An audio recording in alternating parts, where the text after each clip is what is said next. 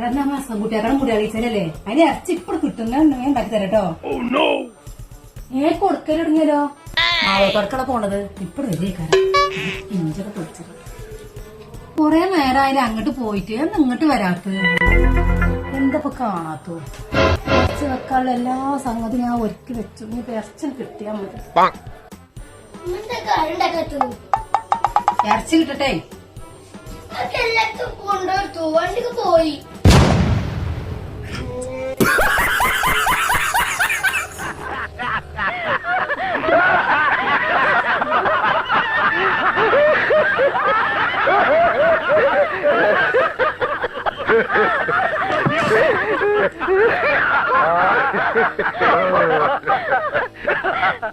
Ha